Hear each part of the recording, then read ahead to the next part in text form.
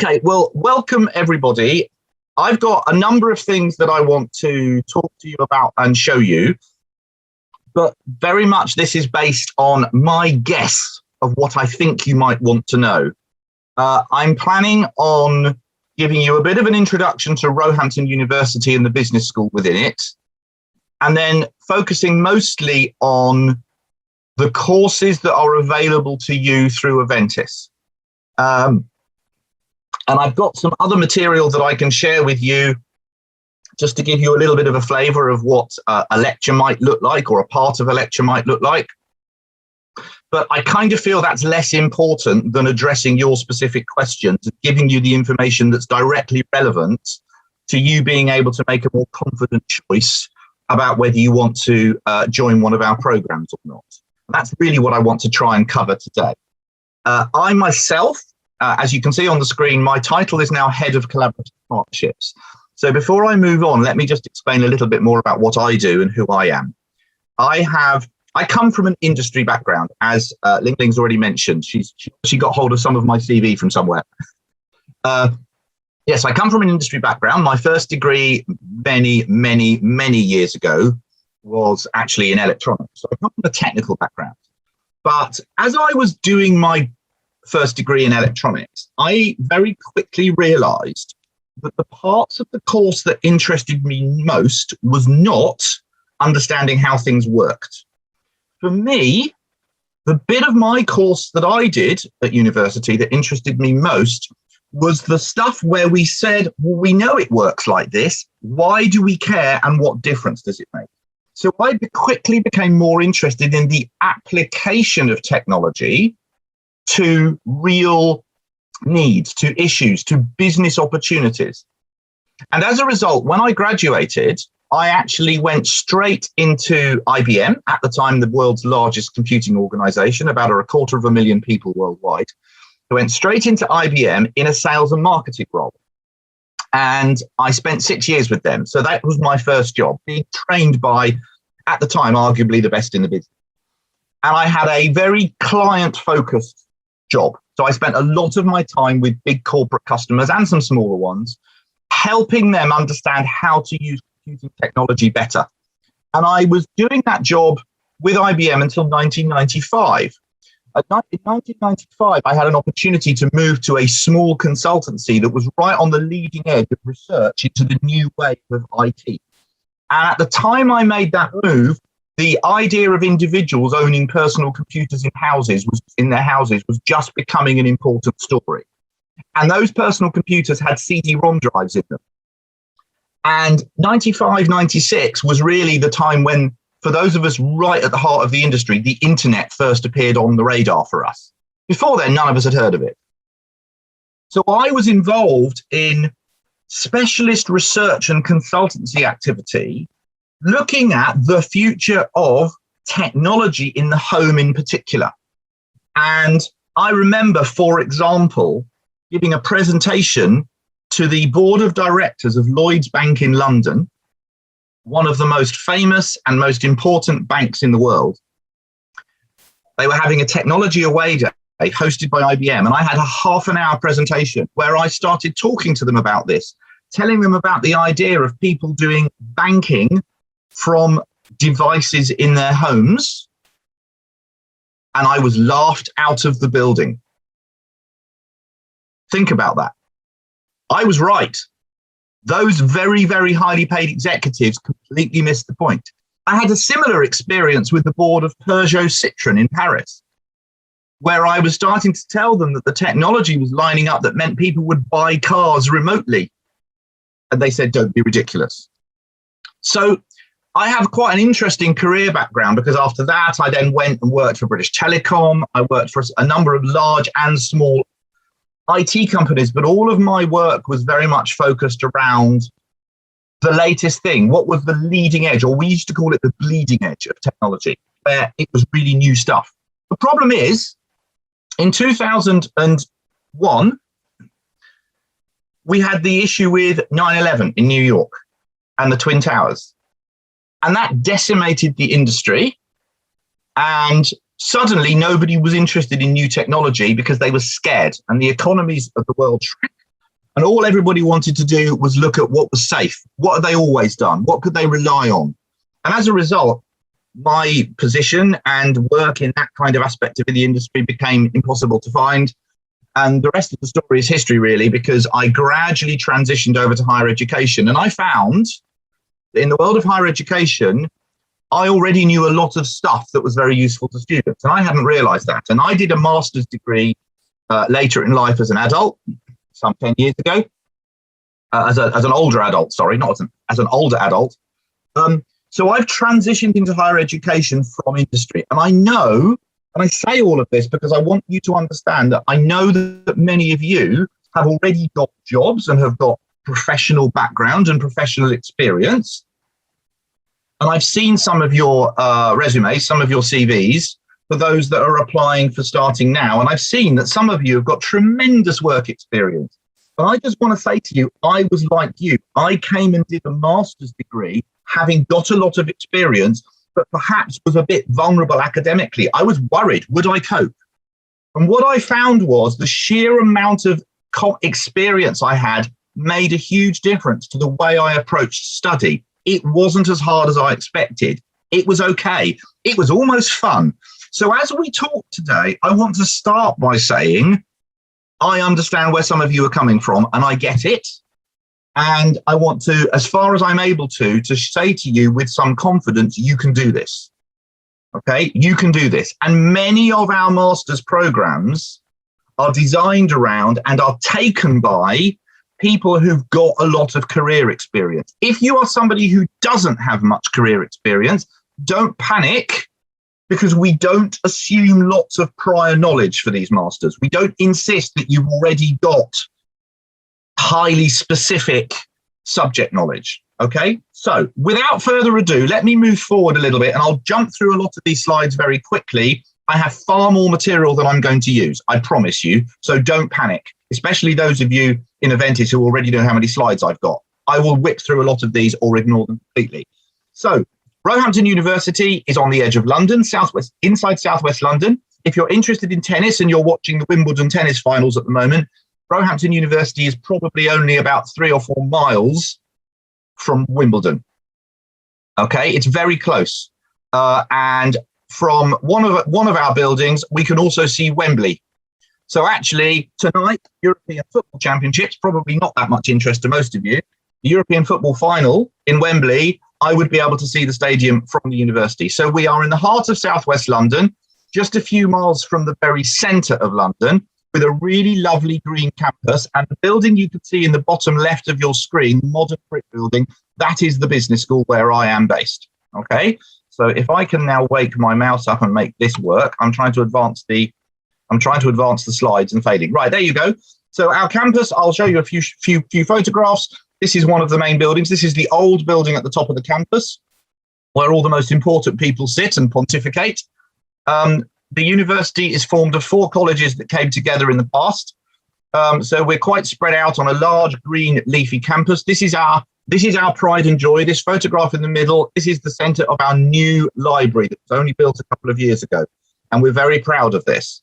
It's a lovely space to work, and it's been a huge investment for the university, worth every penny. And the other photographs are just a variety of typical shots that you might see around campus. Some buildings, of course, are better than others. That's inevitable. But that's the environment that we have here. And of course, if you're staying in Singapore, none of this is that relevant to you. However, if you're in the UK, you are always welcome to visit and we can always show you around. Now, let's think a little bit about the world we now live in. You see, what we realise as a business school within the campus is that the world of work is changing enormously. Now, these are somewhat UK-centric, some of these photographs, but let's think briefly about this. Have a look at these photographs. Top right for you, Netflix. Well, I am old enough to remember video cassette recorders. Maybe some of you are as well. And I remember buying my first video cassette recorder. I remember having one in the house. They were expensive.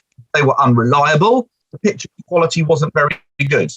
But now what are we doing? We all watch movies, shows via streaming services such as Netflix. A massive change in the way that media is distributed, streamed, high-speed connections, and of course in Singapore you have some of the best high-speed networks in the world, streamed to your home, streamed to your phone. I've never got into watching movies on my phone. I don't get it. It's not what I do. But I'm a bit older. My kids do it. Bottom right, Alexa and other devices. The whole idea of connections in your home, always on, always monitoring, always available to do things for you. What about retail? The reason we have two shops there, top left, Debenhams and ASOS. I don't know if those names mean much to you. Debenhams is a big UK high street department store, and it's just gone into receivership. It's closed all its stores after I don't know how many years, many years. But it's closed its stores and given up because fashion in particular is now dominated by online stores such as ASOS that have been very, very successful. And I think the COVID-19 outbreak and the problems that it's caused around the world have made some of these online retailers even more successful. And then we have changes in technology, the move from diesel and petrol cars to electric, hence the picture of Tesla, is a huge change. So what is happening in the world of work is that work and business opportunity is being impacted by changes in technology and corresponding changes in behavior. What about this? Masks. Now, in fact, I can see that not everybody's wearing masks in that picture. This picture was taken before mask wearing became mandatory. But look behind at the for rent sign, prime retail unit. I can go down my local high street and I can see enormous numbers of retail spaces not in use anymore. I walked past an empty one yesterday just in my local small town. There is a problem right now in the UK and a number of other parts of the world where physical stores cannot afford to exist anymore. And again, the COVID outbreak has made that a lot worse. So we know that the world around us is changing. The nature of work is changing. How we work, where we work is changing. What we do is changing. So the world of business is very, very fast moving and dynamic. And the important point here is that we try and keep our courses up to date. We review the content every year. We have major review points every 3 years where we consider fundamental redesign where necessary. I can't see all my screen here. So, of course, Roehampton's on the edge of London, one of the world's great cities and financial centres, a very, very important place for global business. That's our building. Let me go on. Right. A few key points here, and I'm going to skip through some of these fairly fast because some of it won't matter to you or mean anything to you. What do business schools need to do? They need to teach you and teach you well, and they need people who are experienced and know the right stuff. But equally, we, for example, are a business school with a social conscience. Now, that's easy to say, it's harder to do. We have embedded business ethics as a core subject within our undergraduate curriculum. Everybody has to take it. That's crucial. We see behaving correctly in the world of business, understanding the choices that you make in business and making the right choices. We see those as absolutely fundamental to the mission we have to teach people. We have a lot of accreditation with external organizations. Now, I'm not going to talk much about that with you because most of that applies to people studying in the UK.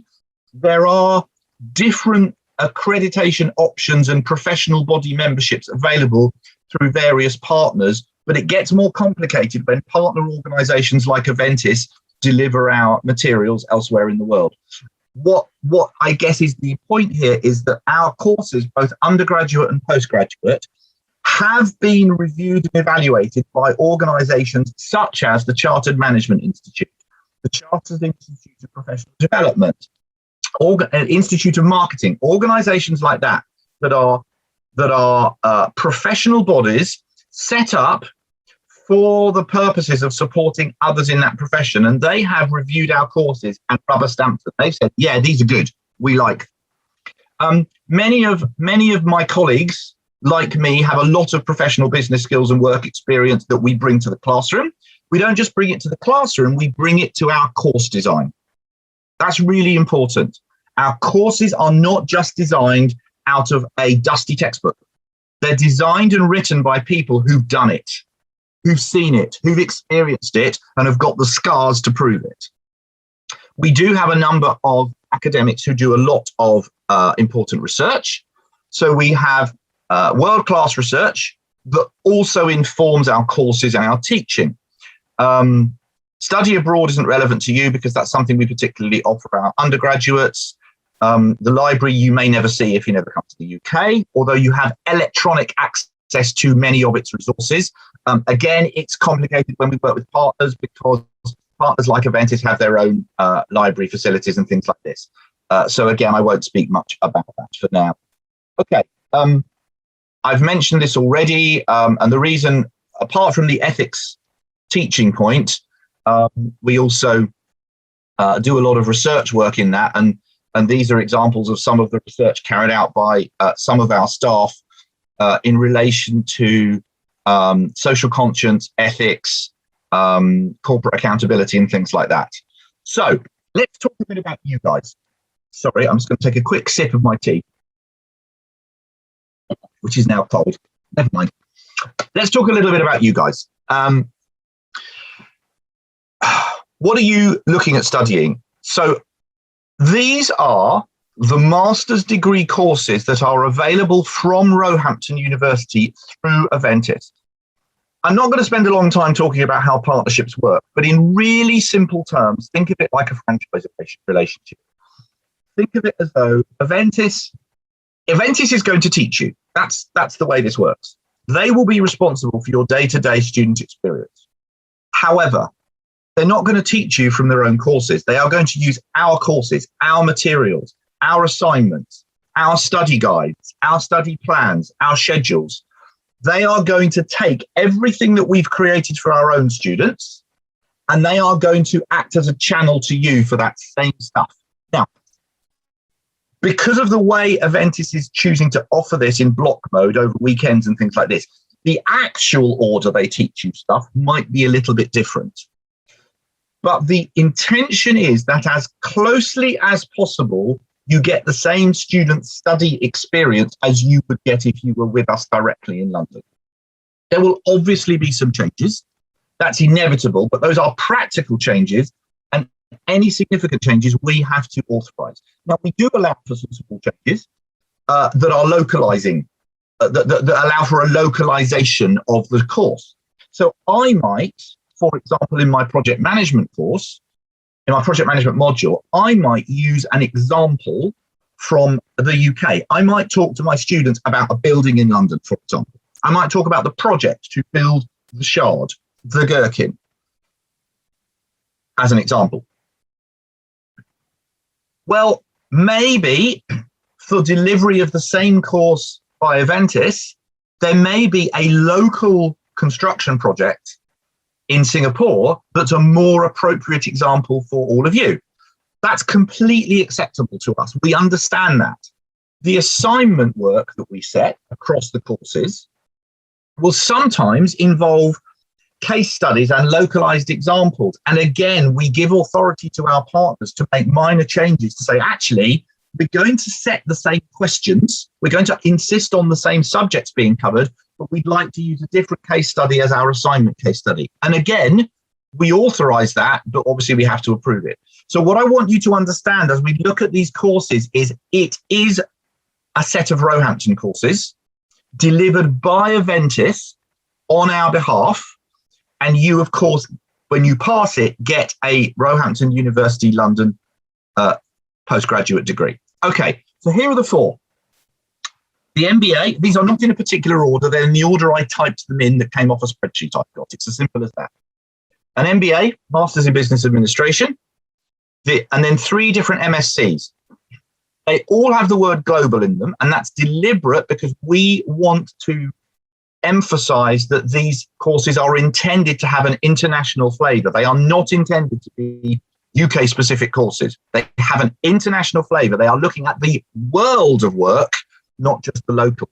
work environment and business, the world of business. So 3 global MSCs, 1 focusing on HRM, human resources management, 1 focusing on financial management, and 1 focusing on marketing. So one's about people, one's about money, and one's about whatever marketing's about. We always joke, by the way, marketing people are the ones who do colouring in. Accountants are the ones who count things. Okay. That's, you know, and HR, human resource management people, there's all sorts of jokes about HR people. In fact, there's jokes about every kind of business person. I could spend a long time on them and I won't. Okay. And project managers, of course, those are the people who get up in the morning and write a to-do list. And the first thing on their to-do list is write a to-do list. So they write that, write the rest of the to-do list, and then cross the first thing on the list off and feel good about themselves. That's what project managers do. Okay, let's move on. So I've got 2 slides coming up with these 4 courses listed, and I've broken each one down by module. So you can see the subjects within it, and there's a reason for the color coding. So here's the first 2, MBA and Global HRM. So if you study the MBA, you will study the following modules, separate, discrete modules. Okay, the ones in blue are common to all of these 4 postgraduate degrees. So you can see the differences by looking at the black text. So there are subtle differences. So you can see in the MBA, for example, is a project management module. It's actually now called project management, that module, but never mind. There's a project management module. Whereas in the Global HRM course, it's not there. Instead, you have something called managing across borders, which is all about managing internationally. But you can see that both of these degrees do include financial performance management and leadership and change management. And although both of them include HR business partnering, you'll see on the next slide that I think some of the other courses don't, which is why they're not in blue. They all have dissertations. I'll talk about that separately in a minute. So let me put the next slide up, and you can see the other 2 courses. There you go. So here we have global financial management. And again, business research methods and dissertation, top and tail it. Again, strategic marketing is in there because even financial people need to understand marketing because they'll have to pay for it. But then global financial management includes global strategic management, international corporate finance, and strategic investment appraisal. I think that's probably the most mathematical of all of them. And although it's strategic, there's a lot of monetized risk analysis in that module.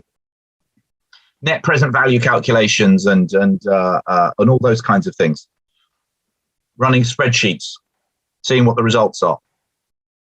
Global marketing, anything but, okay? Marketeers don't like numbers. They like coloring in and pretty pictures and symbols and icons. So you have global strategic management, digital marketing practice. So very much an up-to-date module focusing on marketing in the digital world. And global brand management. You know, one of the things we do on some of our open days with some of our undergraduates, potential undergraduates who are sort of 17 or 18 when they come to have an open day, is we put simple icons on the screen. We display a symbol and ask them what the company is. And a lot of those icons, a lot of those images are very, very, very simple. I'm just looking around to see what I've got to hand that I can easily show you myself. Well, I mean, you can probably see behind me, because I'm a car guy, very famous. And I know it says Ferrari underneath. It doesn't need to. Most people know that's Ferrari. Okay?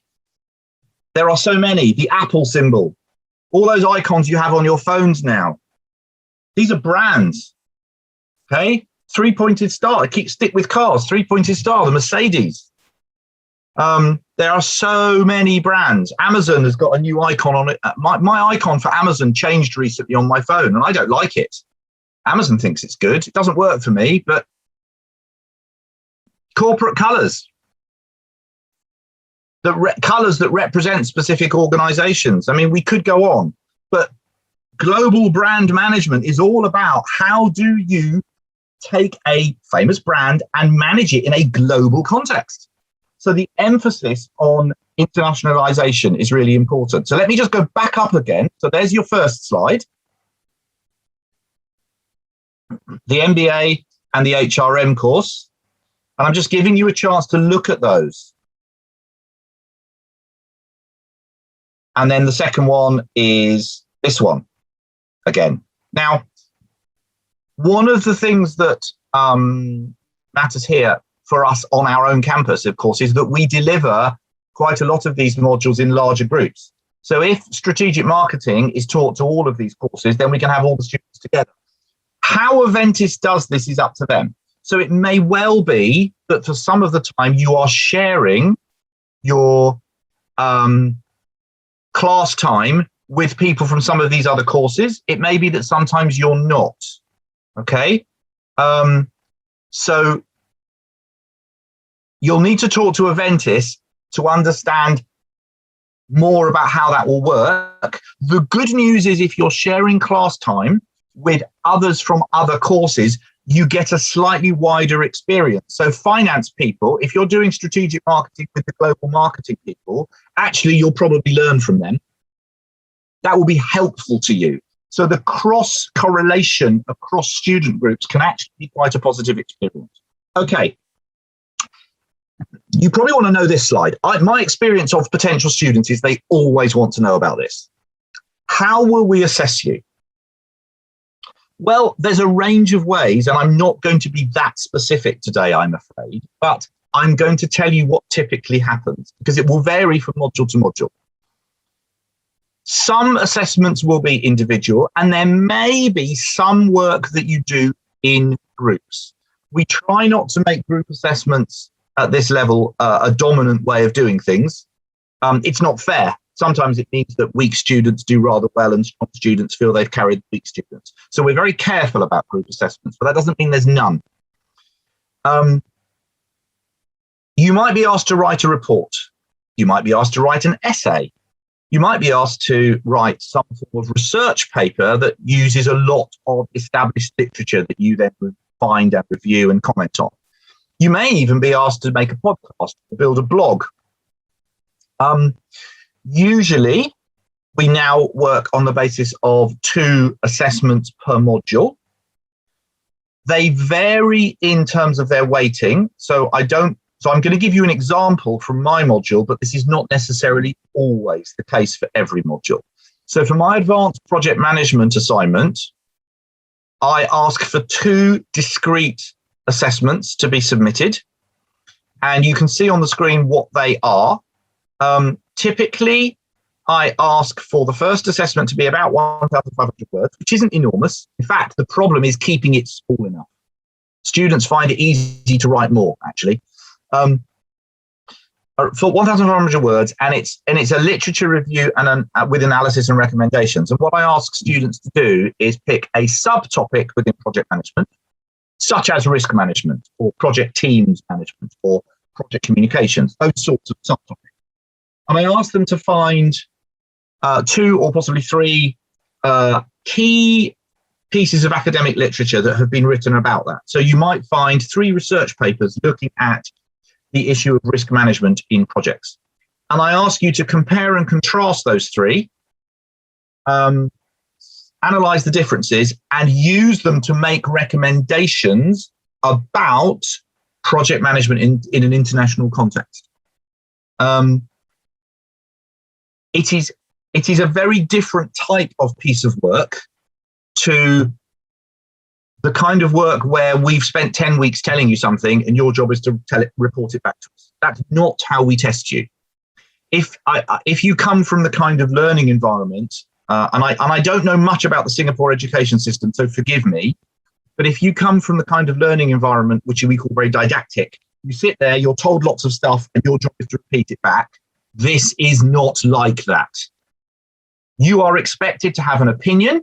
You're expected to express your opinion, and you will be marked on the basis of how well you justify and argue your opinion, not necessarily whether we actually agree with you or not. The second assignment that I set is a case study report. We ask you to pick a case study, a real case of project management in action. We give you specific lists to choose from. That list will be localized for Aventis delivery and for the reasons I've already talked about. But you are free to pick your own project example as long as you agree it with your lecturing staff beforehand. Because you might, for example, know a project very well that you've worked on, and we might not know about it. So in principle, you could use that as your case study, but we have to be confident that it has the right kind of learning that can be brought from it and that it's well documented. Because if the only documentation available about it is private within a private company and is not available for public viewing, we can't use it because we can't even check whether it's true or not. You might have made it all up. So we have to be sure, that the case that you are using works. So that's how I set the assignment for project management. It will vary from module to module completely. I can't say much more about it than that. And as you can see from the screen, we've got a weighting on those two assignments, 40% for the first and 60% for the second one. Overall pass is required. So in theory, you could ignore the first one completely, do insanely brilliantly on the second one and get 85, 90% on it, and you'd still pass the course overall. Because we have a 50% pass mark for the course. You do not need to pass individual components. You need to pass each module overall. So we build into our assessments, where possible, scope for your own creative thinking and focus on personal interest and experience. So like using a case study that you know about, like picking a subtopic within project management that you're particularly interested in. That's typical of what we do. Right. I've already talked for half an hour and gone. I'm trying to think what the right thing to cover is next. Here's where we're aiming for. This is actually a photograph of some of our undergraduates. So some of you will be a bit older, but the principle is the same. We want you to get to a point where, whether physically or virtually, you can wear a silly outfit that looks a little bit like something out of Harry Potter and perhaps have a celebration event with your families and go, look what I did. I did it. I actually did it.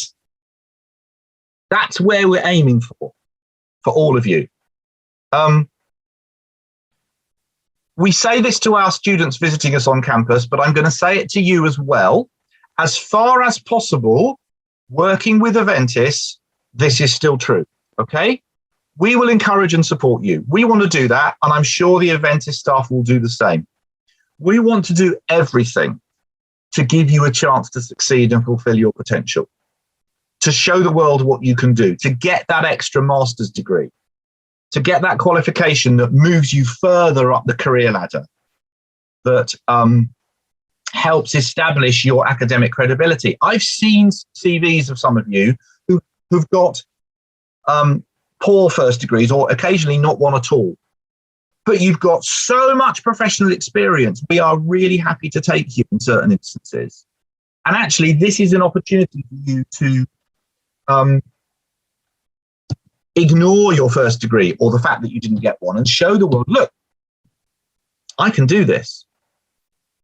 I can succeed academically. And we want to help you do that as far as we possibly can. But it works both ways. You see, for us to do that, we expect something of you, don't we? We, Roehampton and Aventis, we expect for you to be committed. We expect you to engage with us. We expect you to be there. We expect you to talk. We expect you to have an opinion. We expect you to challenge. I want my students in my classroom to say, excuse me, Tim, I don't understand. Surely you're not right. My experience is different to what you said. That's great. I love it when students do that because it means we can enter into a debate and a discussion. That's what we want. And of course, hard work. Okay, I'll tell you what I'm going to do because I have got some stuff here about a portion of a lecture. I'll tell you what I'm going to do. I'm going to skip that. But what I'm going to do is I'm going to go into, sorry, I'm ignoring all of this. I can go back to it if I need to, but I want to go to something at the end. We include project management as a topic on the MBA because we think it's particularly important for MBA. And we also include a simple, more basic version in our undergraduate degrees. And the reason we do so is because when we went out to industry leaders a few years ago and said, what do you need our students to know? One of the things they said was, we want them to talk the language of projects. And I say to my undergraduate students in particular, project management is all around you and you don't realize it. And then I show them this slide. These are examples of projects, ladies and gentlemen. And I just want you to think about that for a moment. Because project management is an example of a business domain that's also applicable in personal life. So why are these pictures? Well, the middle one perhaps is fairly obvious. I mean, there's the European Football Championship going on in Europe and final at Wembley on tomorrow night. But it's an event, and managing an event is a kind of project. So those of you that are particularly interested in project management, the MBA may be a particularly good choice for you because we do the project management module. Events management is a kind of project, setting it up, working out who are the participants, ensuring that everything is in place, is a crucial aspect of project management. Think about the Olympics. We had the Olympics in London in 2012. It's coming to Tokyo, of course, a year late, but with lots of concerns about the reality of that. But you can't afford to be late with the Olympics. You can't afford to turn around and go, oh, sorry, we're not quite ready. Could we start 2 weeks later, please? Everything has to be ready. Whereas, top right, building an extension on a house, you can slip it by 2 weeks. And actually, if you're the homeowner paying for this to be built, cost is probably more important than absolute timescales. So whereas with events, timescales are everything, with things like construction, timescales can slip, whereas cost might be everything. I've got this amount of money available and I need to create this extra room in my house, and I can't spend more. If it takes a few weeks longer, never mind, but that is my budget.